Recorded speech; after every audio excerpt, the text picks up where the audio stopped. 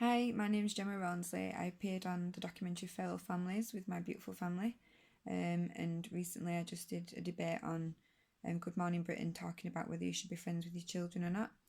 Um, Basically, I want to ask people to share this video if they're willing, because the newspapers basically wrote loads of lies about us in the beginning and just kind of left it and just thought whatever.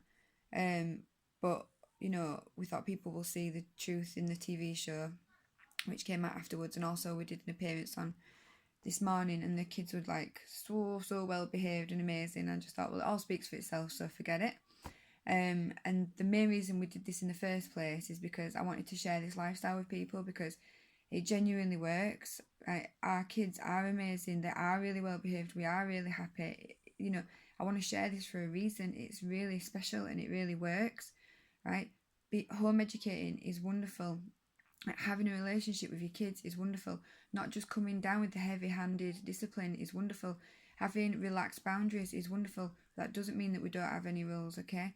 So basically, just wanted to comment on the lies that have been told, because I did this appearance the other day. Now the Daily Mail have come out and just rehashed all the stuff again. And what they've said is that our children have tattoos. Our children do not have tattoos, okay? Do not. I'll come back to these points after. The second thing is, they said that our children are allowed to F and blind, they're allowed to swear. Our children are not allowed to swear. And the best one yet is that the Daily Mail have said that Wolf also swears, and he's 22 months of age. And whilst he's doing pretty well with his speech, he's not at Billy Connolly level just yet with the swearing. So no. Also, that they are allowed to play with chemicals, spirit burners. Okay, it is called doing science. Okay, this is the science kit that I was referring to when I was explaining to the wonderful reporter how we do proper science with our kids, right? To try and explain to her that we do this properly. This is the spirit burner that he apparently plays with. How can they say that he plays with the spirit burner? What? Right? He does science with the spirit burner. This is the tripod that we use. Okay, what kid would want, I don't know, maybe some kid wants to play with a spirit burner.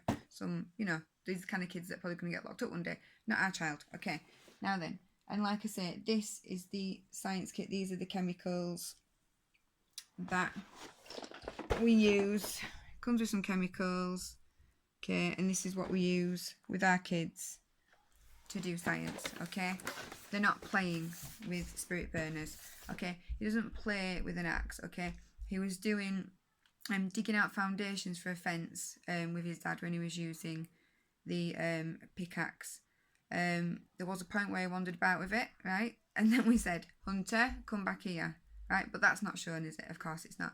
Okay, so science stuff covered. They don't play with chemicals. Okay, that'd just be weird. Okay, they don't have tattoos. I don't know how to prove this to anyone. But they don't have tattoos. I don't know what we're gonna do. Like, we can't, like, I'm not gonna share pictures of them without tattoos. What? It's not appropriate. But you're just gonna have to take my word for it. Maybe our social services pop round and see if they've got tattoos. Okay, maybe they can speak for me.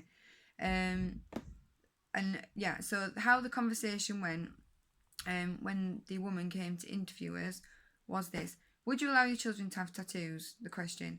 My response: when they're old enough, yes. It's interesting actually, because they know we're cool with tattoos because we have them. There's nothing to rebel against. So actually, when I've asked them if they would have tattoos when they're older, most of them had said no, because it's probably going to hurt, so they won't bother. And I think only 2 of them said they might like to have a tattoo when they get older, and these weren't the eldest ones either. It was Pearl, who's a little funky chick, and I can't remember who the other one was, but the rest of them all just said no, wouldn't. Okay. What was the other thing? F and blind. Oh yeah, so she took that as they're allowed to have tattoos because I said when they're older. So it's the context of things, right? So then about the swearing. So Zephyr said shit. There you go. Zephyr said shit, right? And I'll tell you where I got that word from, most likely. From me, right? Because in the kitchen, if I burn myself, I go, oh shit, right? If I pull out on someone and I'm in the car, I go, oh shit, right? Slap on the wrist for me, yeah. Just like all the other parents out there who accidentally swear in front of the kids, that's not good, yeah? And I need to try not to do that. So he said that word, and she went, ooh, what are you going to do? Give him a good old clip round here? And I said, no, I'll put him in charge of making sure nobody else says any naughty words, and then he'll feel important about it, and it'll have the effect of making him not want to swear, because he'll feel that it's important, that he's important, his role is to not let people swear. You know, kind of the psychology of like trying to make sure that kids are doing what you want them to do. And her response was, kids are allowed to F and blind. Where do you get that from that? Do you know what I mean? So yeah, I tell her we do science properly. We use goggles, lab coat. You can see it comes with goggles. Yeah. We don't just chuck them in the bin like when they turn up. Oh, get the goggles out of here. Get them straight in the bin.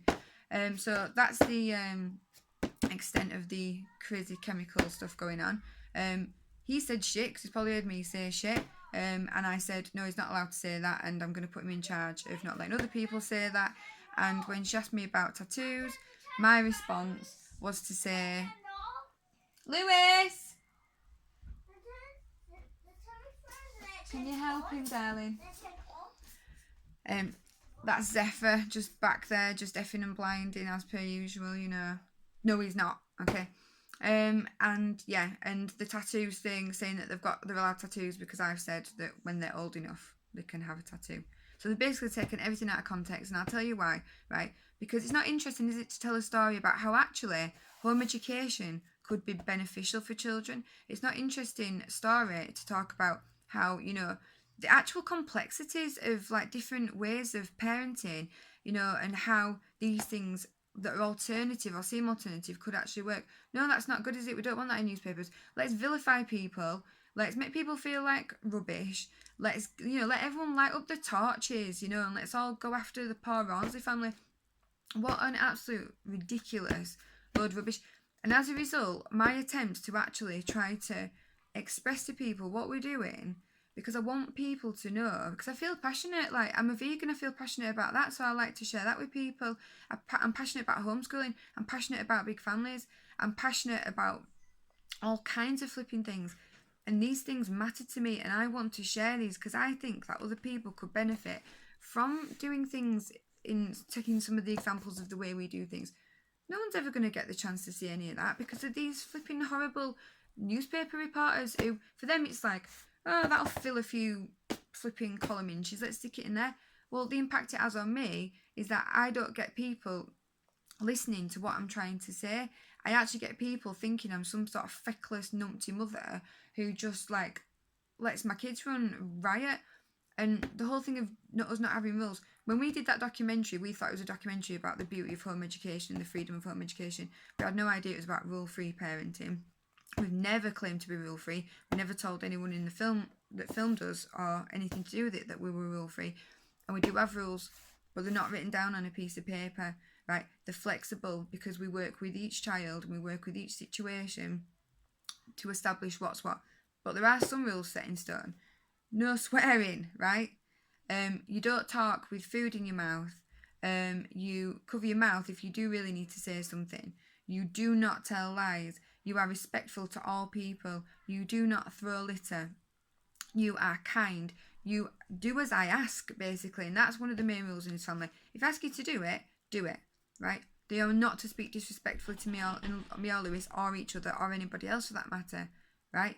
But, and also, we don't just full on go in with like, rah, rah, rah, rah, rah. No. No, we sit them down and we talk to them and we explain things to them, right? And as a result, we have pretty much zero bad behaviour in this family, right?